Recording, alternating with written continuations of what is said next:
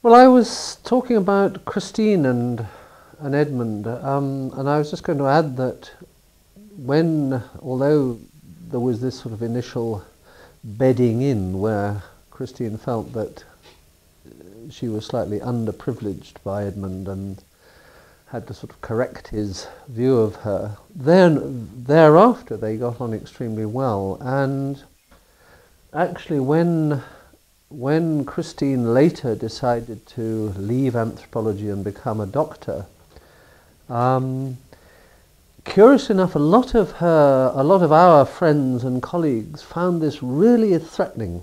I won't mention their names, but some people really found it as if it was a challenge to them personally and were really quite hostile.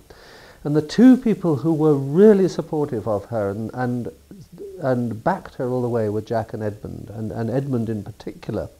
Not out of any desire to get her out of anthropology, but simply that he could see that this was a logical progression and very exciting, and I think favoured the idea of sort of perpetual revolution.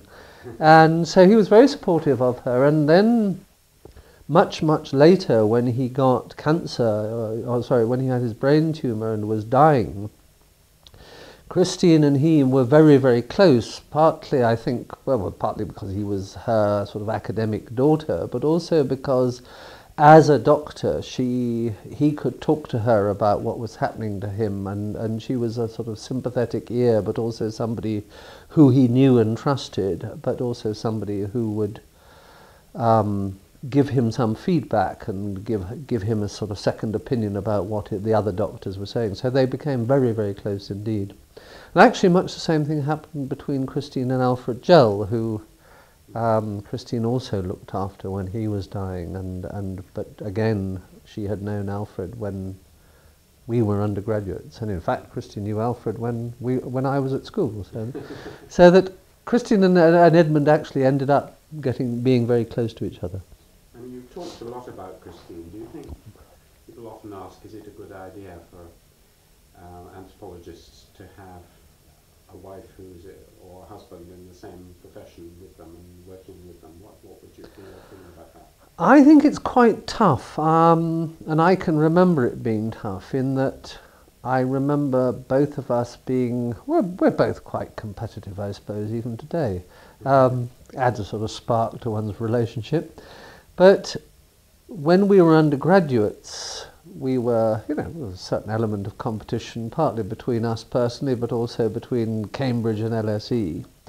It was quite difficult in field work. It was wonderful to do field work together because it was much easier to do it as a pair, partly because we were having to learn a totally unwritten and unknown language, so that we would continuously swap information with each other, come back and say, I've just realised how you can say if, that sort of thing.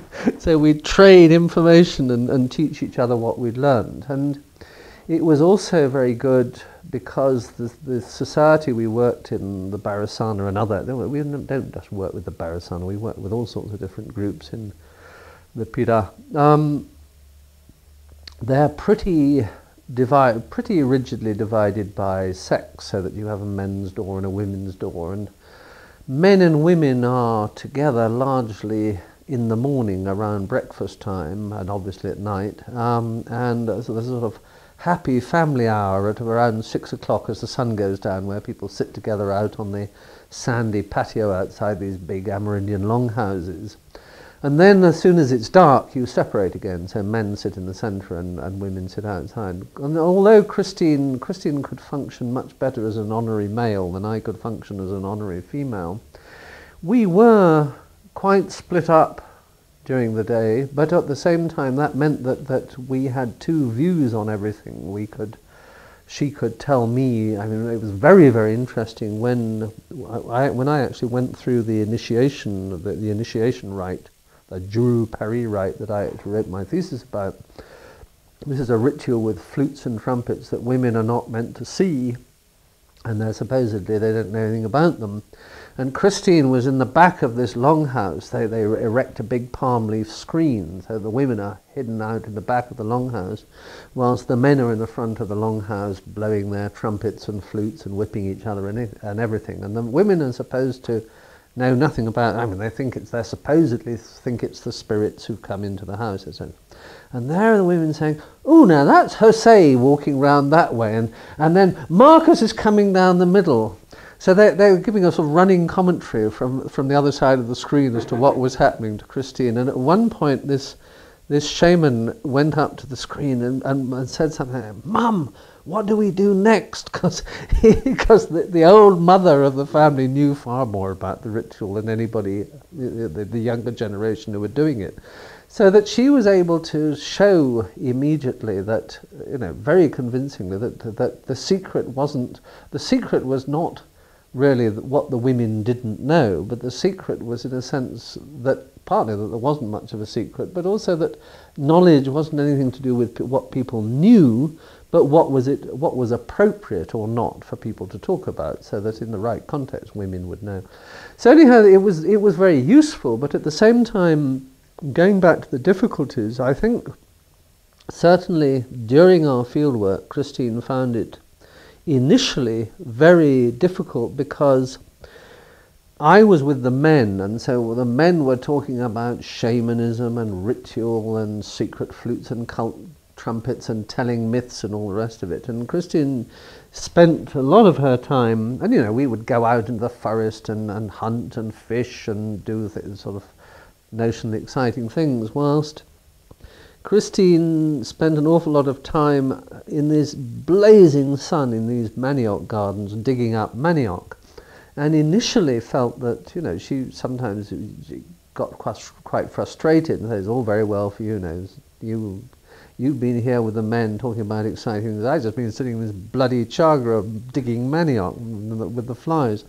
But actually the great strength of her thesis and then book was really to turn, the great originality of it was really to show that it was precisely in this sort of quotidienne, boring or apparently boring, mundane process of cultivating manioc and doing other domestic chores, that there was a whole hidden dimension of Amazonian symbolic thought, etc., which people had just completely missed out. People literally didn't know, although they literally didn't know how you process manioc. Because that thing, the TPT, that's the sort of cylinder that you're supposed to... If you read in every textbook, in any museum, it tells you that they put the manioc mash in this squeezer in order to extract the poison, which is complete rubbish. They don't extract the poison with it at all. They simply use it to dry the pulp afterwards. But it took her to actually observe, rather than just saying, oh, well, we know how to make manioc. She actually sat down and watched what was happening. But that came later. At the time, she felt that I was getting all, I was seeing the feathers and paint, and she was just seeing the sweat and dirt. So she didn't like that. It was also, we found field research.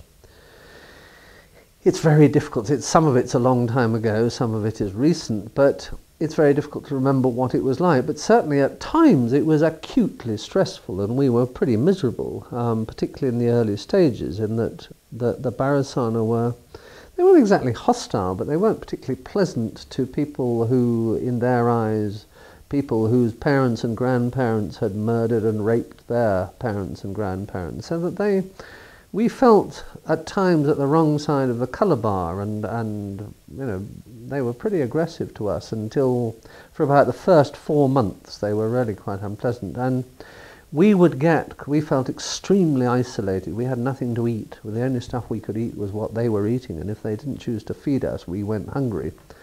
And our sort of emotional tones went up and down, and there were times when she was feeling chirpy and I was feeling absolutely miserable, and so you'd sort of unburden yourself. Oh, why don't you just stop being so stupid, or the other way around? And so that wasn't always easy, but it got, as the sort of stresses got less, it was much easier.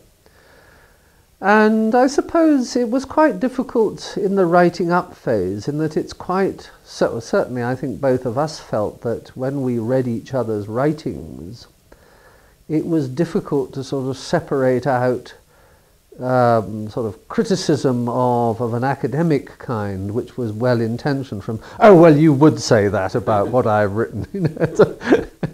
So that it's not, but I think on the other hand, you know, we are still happily married, and I think a great deal of that has to do with the fact that we survived field work together, and although she doesn't work in anthropology directly, I mean, we still talk about it all the time, and so that. But it's not unambiguously easy. I mean, I certainly tell my students who fall in love with fellow anthropologists that they need to watch out. It's not an unambiguously romantic ride. You talked about the main sort of findings of Christine's work. I mean, how would you describe what you, from your first fieldwork anyway, in your first book, what did you think is important about it, and what contribution does it make? I think the main thing that well, there were two sort of dimensions or axes on which I was working. In theoretical terms, I think the thing which was really interesting and significant was to, in a sense, Levi-Strauss had written this huge, by then he had published some but not all of his mammoth 4-volume work on South and North American Indian myth. And his source material was by and large of pretty low quality. In other words, a lot of it was when explorers and missionaries and travellers went round South America, and then also to some extent when the early anthropologists went round South America, they tended to collect material culture and myths as sort of some two ends of the spectrum, but they're somehow objectifiable things that you can capture and bring back. So that Levi-Strauss's work was very much comparative, broad-based, and not actually very well ethnographically rooted. And I think what my own work, but also Christine's work, both of our work, but particularly my own work, was really about, was not just testing Levi-Strauss, but doing something else, which was really to say that, I mean, Levi-Strauss's great argument was that you can't really understand one myth without a myth, and his universe of myth is open-ended, so that it takes on the whole of South and then North America. Whilst what I think I was trying to show was that actually that there was a it's not that I want to fetishize the idea of tribes or cultures, but that there was a coherence within a particular area, in my case, Northwest Amazonia, and that this coherence wasn't simply within myth itself, but it also, I mean, Levi-Strauss never really wrote about ritual. He has not written very much about ritual. He has a slightly negative view of ritual, for reasons which, I mean, partly sort of slightly mystifying reasons, that he sort of argument that mythology is, that ritual is in Levi-Strauss's view is a device which goes against the grain of myth and try to reconstitute what mythology fragments. It's not actually very clear what he means by this. But anyhow, the long and short of it is that Levi-Strauss writes very little about ritual. And I think what I was able to show was both that you could show the sort of coherence that he tried to show cross-culturally within one culture, but also that you could show that mythology and ritual are working in a kind of dialectical system in which ritual was an instantiation of the mythology, both from the perspective of the actors, in that from the perspective of the actors they were becoming and being, in a rather sort of Australian Aboriginal sort of way, they were being the people to whom their myths referred. But so that was not at the sort of level that Levi-Strauss was interested in, but that in part they were doing this through structuralist means, so that structuralism, as he himself had observed in the context of myth, wasn't just something that anthropologists thought of about Indians or applied to Amerindian mythology, but that Amerindians themselves use structuralist modes of thought and modes of action. The way they construct their rituals and things are themselves highly structured, and that makes sense so that you can go from the myth, that the sort of overt content of the myth, back to the structure and forward, so that you've got things like in the initiation rituals. The initiation rituals play classically on these elements of death and rebirth, and the idea is that you're swallowed by this great big monster and regurgitated. And partly how this is done is that right at the beginning of the ritual you get painted from head to toe in black paint, and you're made to have absolutely nothing to do with fire in any form. You have to be cold, you mustn't look at fire, and other things like that. At the end of the ritual, when all your black paint has washed off, your skin has, in fact it's skin dye, and it takes about a month before you turn white again. You're then painted from head to foot in red paint, and this is the blood of birth rather than the black of decay. And you're made to sit next to a hot fire and drink burning hot liquid laced with chili pepper. So that these sort of on-off or plus-minus red, black, hot, cold things are part of, very much used as part of the ritual. And the sort of themes that he'd picked up, almost at an intuitive or logical level, were being actually played out in the ritual. So that was one contribution. I think the other contribution was really that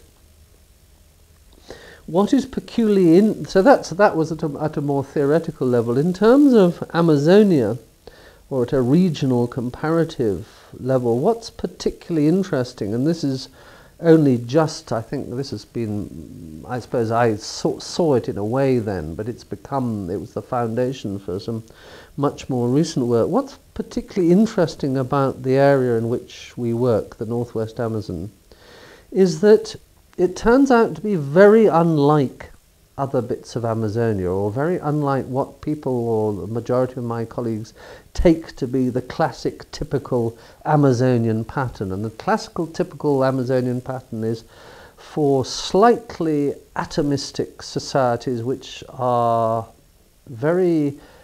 there's a strong divide between us and the outside world, kin and affine, friend and enemy, etc. And a relative to Northwest Amazonia, relatively simple elaboration of mythology, ritual, architecture, etc. Whereas in Northwest Amazonia, uniquely, or almost uniquely, you get the development of lineages, you get the development of hierarchy, you get very elaborate architecture, elaborate mythology of a kind which Levi-Strauss himself decided not to study because it was sort of too complicated and apparently different from the other stuff. And all of this seems to be probably related to the fact that historically or archaeologically Amazonia had much more complicated, sophisticated chiefdoms. And Northwest Amazonia seems to be the remnants of these complicated or more complex priestly societies.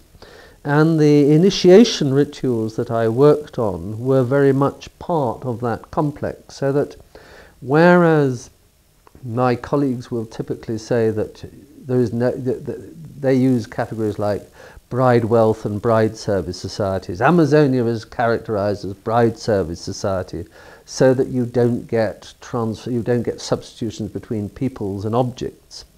Well, that might be true elsewhere in Amazonia, but you do get it in northwest Amazonia, where these flutes and trumpets are body parts of ancestral heroes. And it means that this area is much closer to, not quite like, but much closer to the kind of stuff that we get Marilyn Strathern and others talking about in parts of New Guinea and Melanesia, in which and one of the features which is odd in the context of Amazonia is precisely secret flute cults, which we also get in Melanesia. So that by my initial work on secret flute cults was laid I mean, that's what my thesis and my early book was about, and that laid the foundations for this much more recent comparative work that I've been doing. Very interesting. Well, one question I often ask is your first arrival. Do you remember first arriving? I mean, Chagnon gives a famous description as he arrives at the Yanomami, or Yanomamo. Do you remember first arriving with, or perhaps you'd been there already and say it wasn't such a shock? I had been there. It was rather different because it didn't involve, there was no real first arrival, because we work in this area which is a vast area. There are about probably 15, 20,000, 30,000 Tucanoan Indians in this whole area, and some of them live in, when you fly into the local town, it's full of Tucanoan Indians, but they're living in houses in the town. And right at the other end of the spectrum, there are these relatively, or there were at the time in 1968 when we went there were Indians living in traditional longhouses, some of whom really hadn't ever met an outsider in their lives, and virtually none of whom spoke any language except their own. Well, they spoke a lot of different Amerindian languages, but no Spanish at all. But the first arrival, you just went from the city further and further out, so that there wasn't that catastrophic moment of landing from Mars. But I do remember what we did a exploratory voyage right down the whole length of this river, the Pirapanana, and after various hiccups decided to go back to a particular longhouse owned by somebody called Bosco. And we arrived there. We'd been through it before and thought it looked jolly nice and the people were friendlies, and it was big and tidy, and they were known to be two very powerful shamans. And so we decided to go back there, and we simply fetched up. In fact, we fetched up alone without a guide, which they thought was very interesting, because me driving my outboard motor in the canoe. And we arrived at night, and we simply stayed there. And we really couldn't speak any language. We couldn't speak to them because we simply couldn't communicate. And so we were learning Barasana language, literally with gestures, eat, and then we'd play with the children, I eat, you eat. And the children were very good because they would adopt our perspective. So instead of saying, they would say, instead of, when you pointed, they'd say, you eat, not I eat, from their perspective. And then you could, if you learnt the word for tomorrow, you could say, I eat tomorrow, and they'd say, no, I will eat. And so you could go through these verb paradigms, and yesterday I eat, no, I ate, etc. And so you would, and most of our language learning was with children, or initially with children, because the adults thought we were very boring.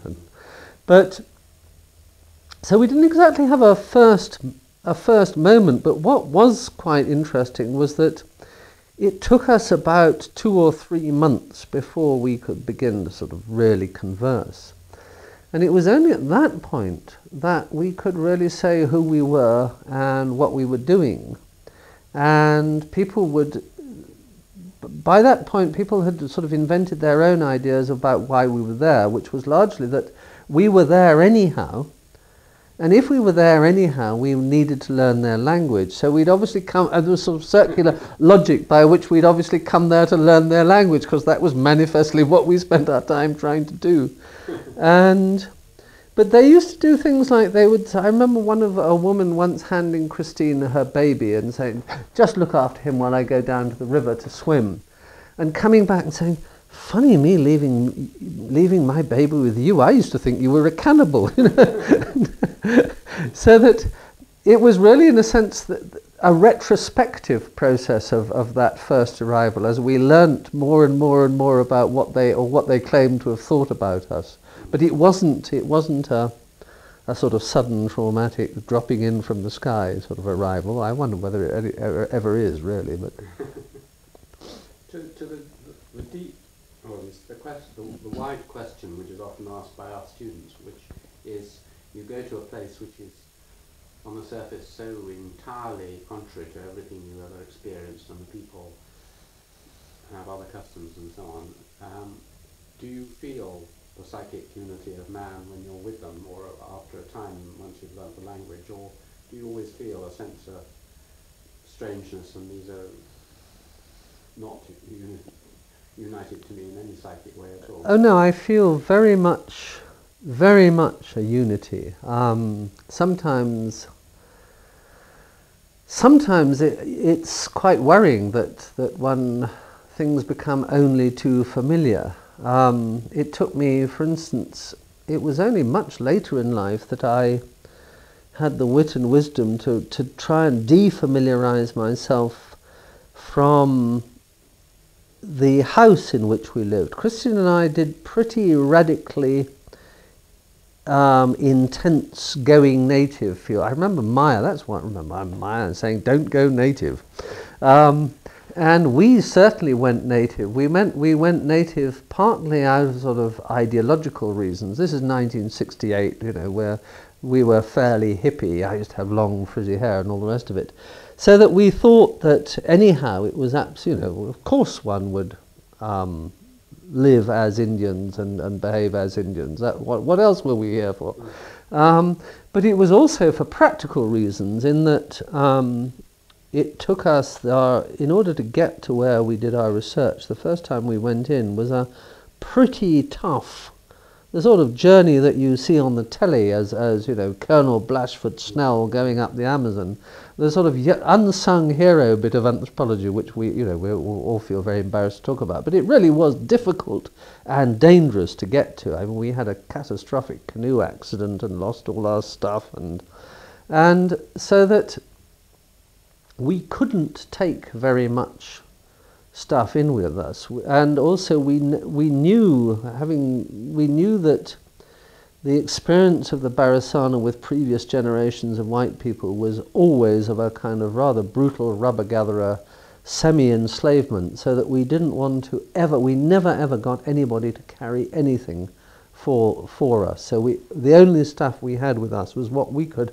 physically carry on our two backs. And if you've got to carry tape recorders, batteries, notebooks and everything else, you haven't got much room for a lot of clubber, so that we were totally dependent on them, and we didn't want to live, so we lived in the longhouse. We didn't want to live apart from them, dressed or undressed as they did, ate exactly what they ate and nothing else, because there was nothing else to eat. So it was pretty radically going native. And one of the things that I noticed was, although I was impressed by their architecture at the time, it just became very quickly sort of, you lived in the house. It was the house. And it was only much later in my research that I began to, I'd looked at the house in sort of symbolic terms earlier on. Both of us had looked in our theses and books at that, but it was only really later, much later on, that I began to understand the real in-depth significance of this, like a bit of clothing that I'd taken for granted. And I think that why I'm saying all this is because I think in my own case it's actually quite easy to get only too familiar with it all. I do, though, I get an enormous amount of pleasure. One of the things that I really love as a sort of aesthetic pleasure is the fact that I can now having, I still go back to northwest Amazonia periodically. The fact that I can now walk into an Amerindian longhouse and people come up to me and say, "Oh, hello, Stephen, you arrived," but they do it as if they treat me like an elder, and I know how to behave. And just the fact, it takes me back to the beginning of all this story about, sitting in Jamaica and in school dreaming about Amerindians. The fact that I can now just live in that area with them in a way which is entirely natural to me and entirely natural to them is to me a very exciting sort of achievement, and so that I think, yes, I have no doubts about the psychic unity.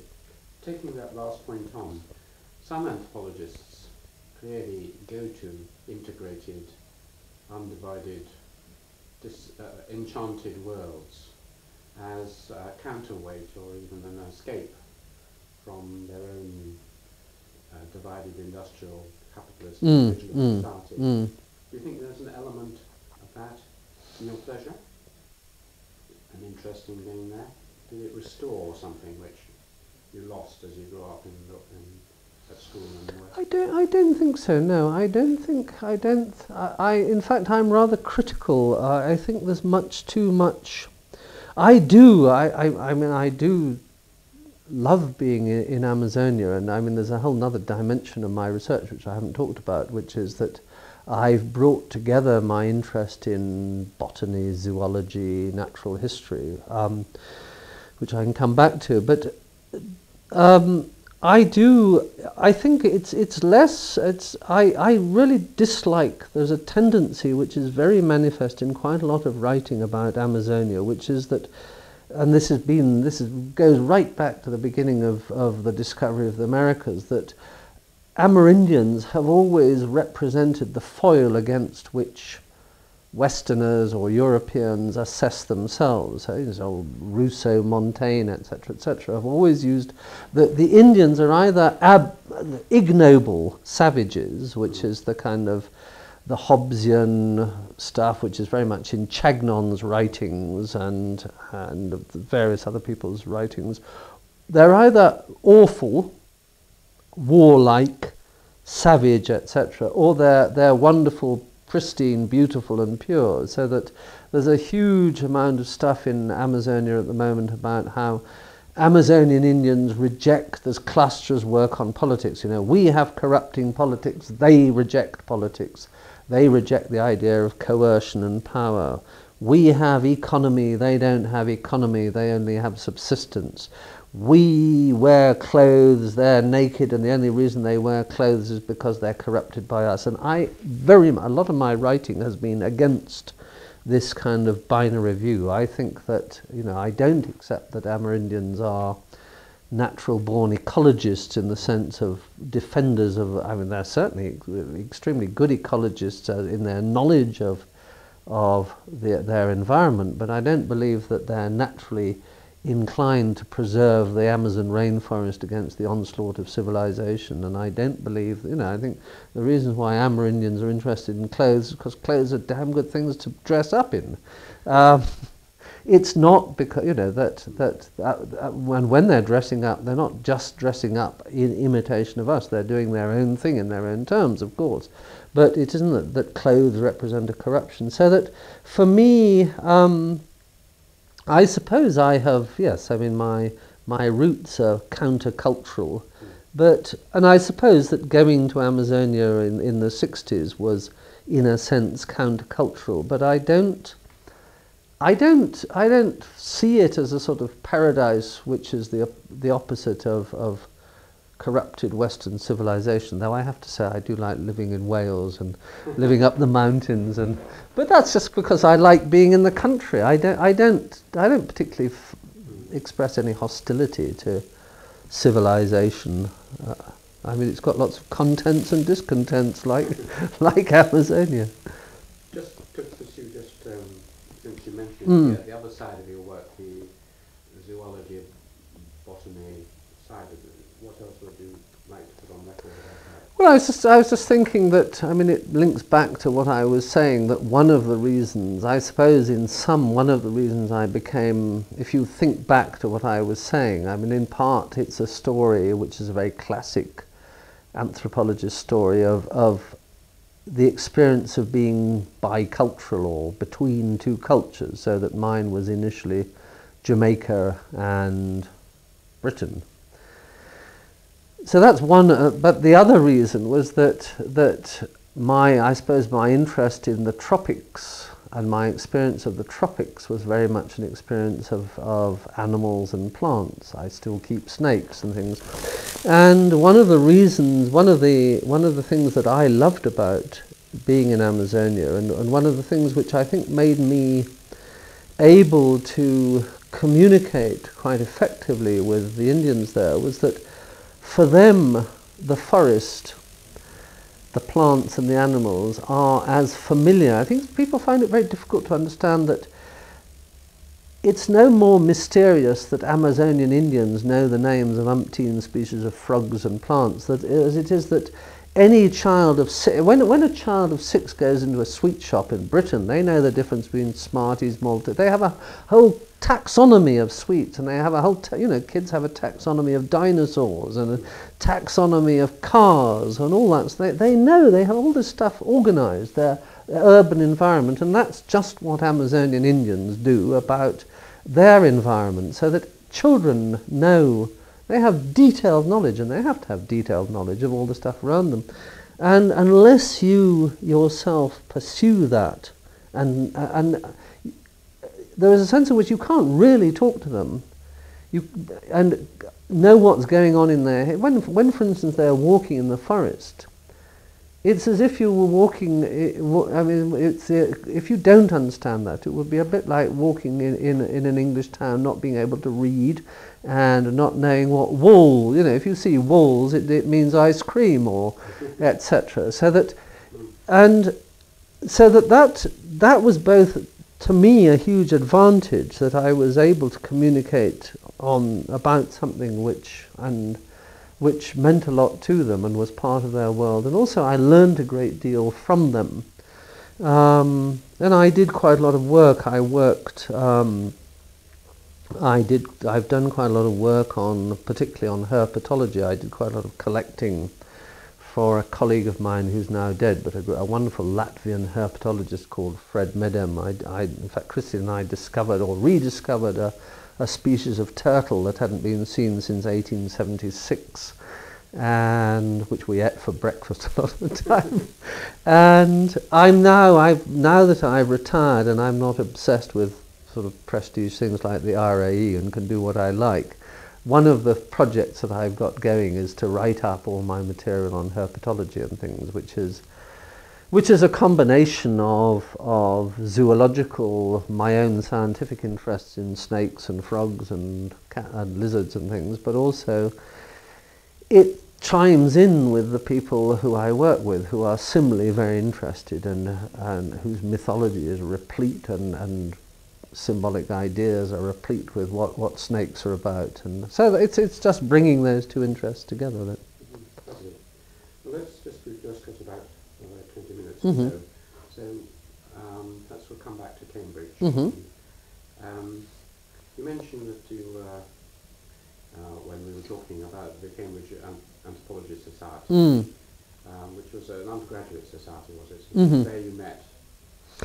Well, I was dragged into it I remember going to this as a keen young first day freshers fair, going to the undergraduate, to the freshers, the society's fair, that's right, the society's fair, where I met Carrie Humphrey and various other people whose names, there were a whole series of them. There was Johnny Parry, Chris Fuller.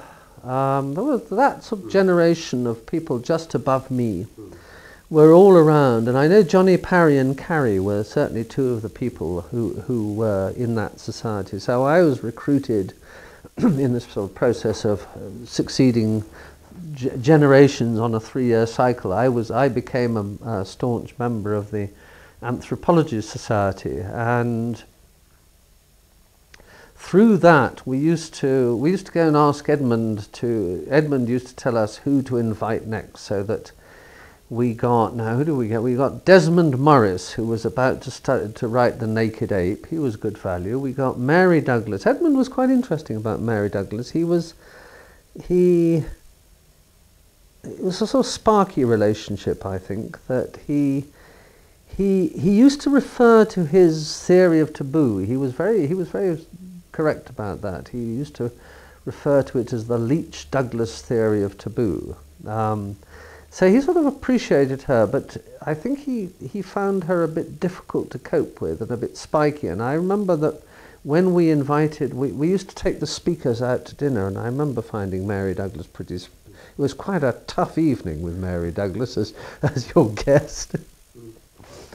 And I remember, what else do I remember about that society? I remember, I wish I could remember who it was, but there was somebody who was interested in anthropology and psychoanalysis, and it was held in a room, I think it must have been in...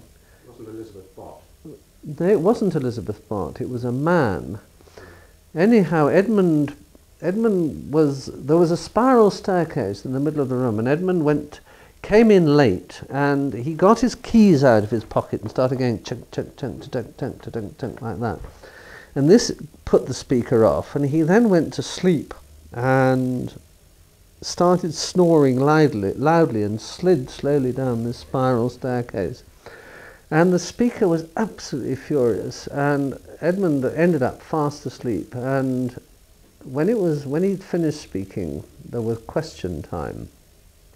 And he answered for a bit and slightly flustered, and Edmund woke up, sort of listened to what was going on, and very quickly asked a question. I suppose he must have been only half asleep. Asked this question, which was somehow so devastating that this man was completely cut. And we then had to take this sort of furious speaker back to the station. It was acutely embarrassing. I can't remember who it was, but anyhow, that was the Anthropology Society. Then you came as a assistant lecturer in 1970? 71, I think it was, yes. And were you then a fellow of King's, or? No. I was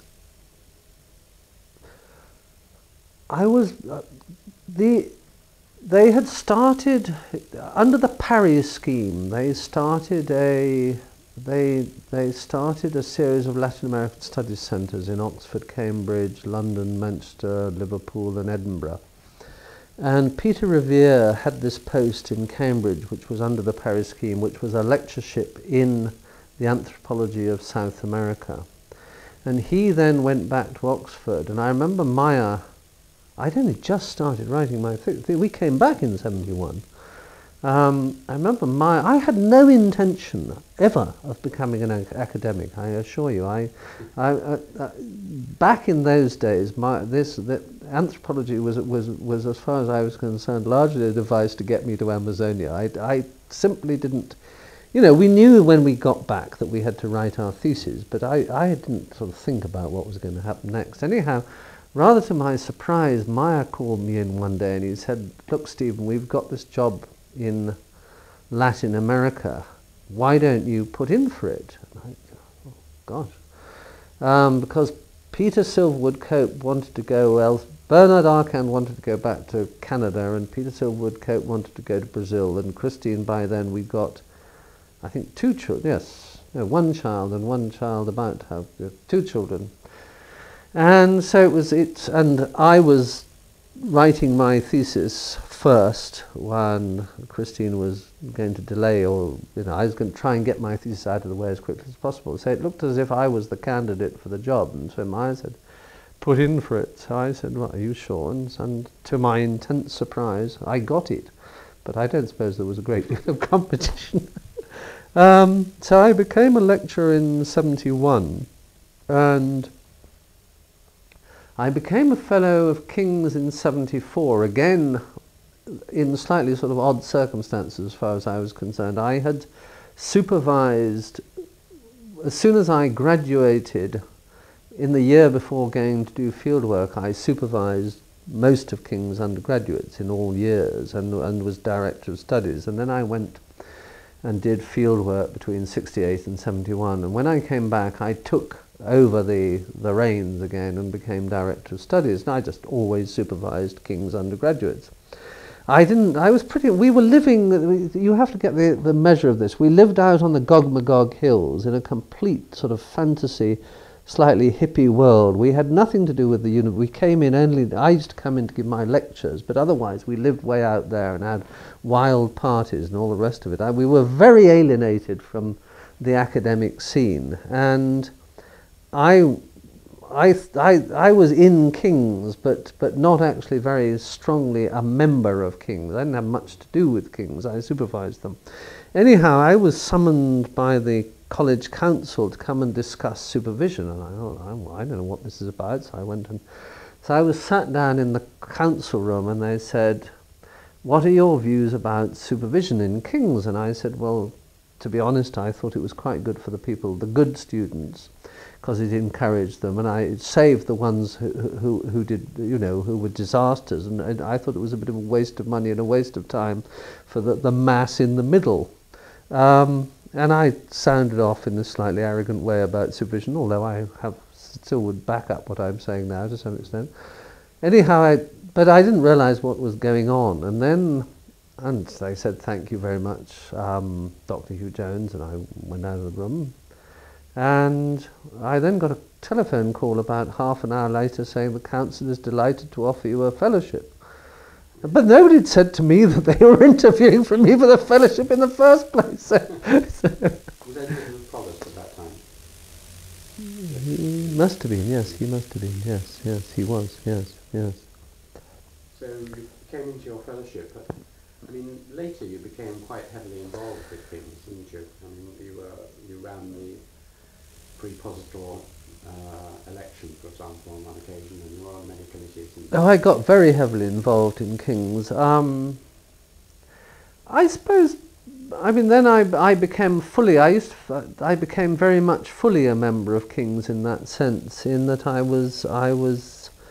became assistant senior tutor and did that for, I think, 3 years with Tess Adkins. And I suppose it was partly that I actually believe, I think it is quite important that people do administrative, good citizen type jobs, because I think it makes a difference to undergraduates. And I was a sort of insider in the college, and I could remember being an undergraduate and felt myself relatively young at heart and young in spirit. But also I enjoyed it. It was good fun working with, the people involved, Nick Bullock, Tess Adkins, Ross Harrison, and people were an extremely good team, and I made very sort of firm friends. And then I suppose that led to me acquiring a bit of a reputation as somebody who did things. Do you remember there was the strategies subcommittee, which decided or didn't decide the future of King's, and then I, as you say, ran the preposital election, not very successfully, and have done various other bits and pieces of that kind. And yes, and I suppose that King's has been also privileged in relation to anthropology, and it's been a privilege for me to be in King's as an anthropologist, so that right from, as an undergraduate, I had Leach and Tambire as supervisors and directors of studies. I was a graduate student with people like Archie Maffagey and Johnny Parry and Alan Billsborough, and all the time was yourself. All the time one's been in a group of a very stimulating atmosphere. There's always been a lot of anthropologists in King's. King's has been a centre of anthropology. The Friday seminar doesn't actually still happen in King's, though it used to, as you remember.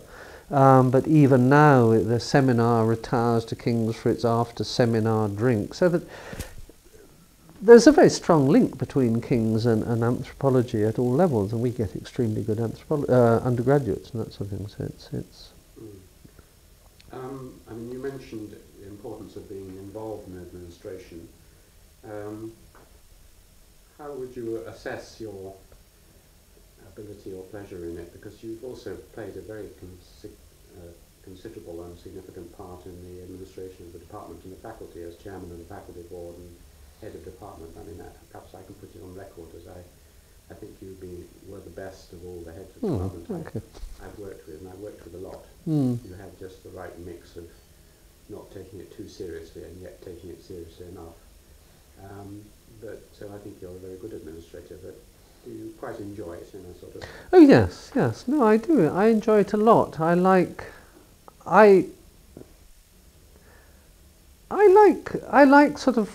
working with people. I like trying to achieve things together. I quite like the idea of teamwork. I enjoy, I enjoyed being head of department. I used to have to pinch myself and warn myself not to go back at the end of the day saying that was a bloody waste of time, I should have been doing my research, which sometimes it was. But I mean, I think it's important to see it as a creative endeavour in its own right. And I think that, I think that people's characters, it's partly people's characters divide into people who are very self-centered, not necessarily in a bad sense, but are very sort of self-directed, and who are either or pretend to be totally incompetent in things like administration. I mean, Ernest was an example. Alfred Gell was another example. I mean, I don't think in either case they were necessarily incompetent, but they don't put in the time and imagination. It's just not something that interests them. But it does interest me, and I thought, I mean, I'm glad that you think that I was successful and effective, but I suppose my approach to being a head of department was really to try and to be a facilitator, I suppose, to make it, make it stimulating to work in an atmosphere, and I think also make it fun. I remember the negative side. I remember not of you as head of department, but working with Jack, who we both worked with. I remember you coming back in some distress from meetings. Jack was, I think, the only administrator or the only head of department who reduced me literally to tears, but not tears, just tears of frustration. This was because he tended to delegate and then take it away. Delegate and then take away, yes, but also no. I think it was also that I think Jack did some important things in the department which needed to be done, but they were quite painful at the time, and they were a prelude to things which are happening in anthropology today, not all of which I necessarily approve of, but which had to happen for financial reasons, and have happened in academia in general. But certainly it was the case, yes, that Jack was difficult. What about Marilyn? How have you got on with? Extremely well. No, extremely well. And I think that I've always been very keen on Marilyn. It was me who went and asked her if she would consider becoming professor, William Wise Professor here. And I think she was very, very effective as a head of department, and I learned a lot from her. I think that she's somebody who cares about people. One of the things that I really appreciated from when I was head of department, was just a little postcard saying thank you for doing that, and I think I think one of the things which is very, very important is that I think a lot of people in academia don't realise the importance of assistant staff. I mean, they treat secretaries as if they're creatures from another planet, sort of servants from another planet, rather than colleagues and friends. And I think Marilyn, although she's slightly reserved. I think she does that very well, and that was certainly something that I felt I should do, and I think it makes the system more happier and more efficient if you're working with a sense of common purpose. So no, I get on very well with Marilyn, and I didn't feel, I mean, it was me who offered to Marilyn to take over from her and break the, we'd had that mould that it was only the William Wise professor who was going to be the head of department, and I thought it was probably time that we stopped and began to circulate it. So I was happy to volunteer to do it, partly because I thought she was getting ground down by it, but partly because it interested me as a project. But I didn't at any stage really feel that she was, although I didn't feel like she was sort of eminence grise making me do the things that she wanted me to do. I felt very free, and yeah. And you were also a very good chairman of our faculty board. Over after me, I think. I have the record for the shortest meeting, or perhaps you beat me. No, you beat me. 17 minutes. Mine was 19. I mean, there are always tensions, and at some point our faculty may or may not split up. But people often regard the alliance of biological anthropology, archaeology, and social anthropology as rather strange. There are only two places that really have that in this country. Do you think it was you went right through the system from beginning to end and then ran the faculty? Do you think it's a good triumvirate and a good structure? I think administratively, yes, by and large. It doesn't worry me. I find it actually quite useful to have people like Rob Foley or archaeology colleagues who act as a sort of distant, a friendly critic about what we do, as much as we act as a friendly critic about what they do. So that I find, for instance, it's quite useful to have somebody in an allied discipline who's able to say to you, "Are you sure you want to make this appointment? Have you, in the enthusiasm in an appointments committee, somebody who's just a little bit outside who says, 'Hang on a minute, have you thought about the consequences for this, that?'" It's very useful to have a friendly outsider, and so I don't mind that. I think the thing that I find very sad actually is that I wouldn't like to see an integrated 3-year tripos or anything like that, but I think the part 1 is a mess, the first year teaching. And the reason I think it's a mess is because I think it's neither fish nor fowl nor anything else. If we are going to have integrated teaching, it should be at a sort of intellectual level, a theoretical level. What is it? Why is it that the intellectual projects of anthropology, archaeology and biological anthropology are and are not related? There are some really interesting questions about, the whole anthropological interest in, or some anthropologists' interest in evolutionary psychology seems to be an example of this. That of course cognitive, studies of cognition are relevant at one level in anthropology, and surely our biological anthropology colleagues have got a lot to tell us. But there's also it's the exploration of the points at which one kind of explanation gives way to another kind of explanation in terms of frames of time or ideas about evolution, etc.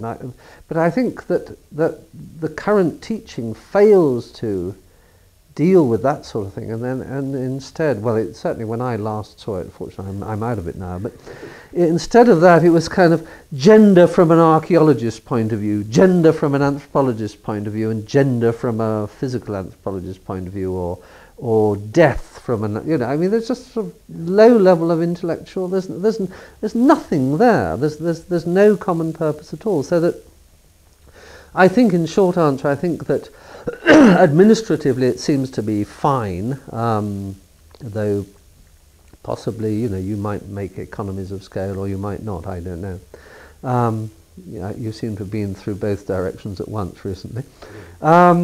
But intellectually, I think it's a great missed opportunity, and I think it's actually a missed opportunity both at these big theoretical questions and also going back to my own work one of the things which is exciting about Americanism, or the Americanist study of indigenous America, is that anthropologists and archaeologists work very closely together, so that I read quite a lot of, I love stuff on the Maya and the Aztec and the Incas and the pre-Inca civilizations, and am very interested in the archaeology of Amazonia, so that at a regional level I see archaeology and anthropology very closely together, but I certainly didn't get that feeling of excitement from the faculty. But that's largely, I think, because the faculty is made up, most of the archaeologists that I knew were working on Europe in one direction, and most of the anthropologists were working outside Europe in another direction, but whilst in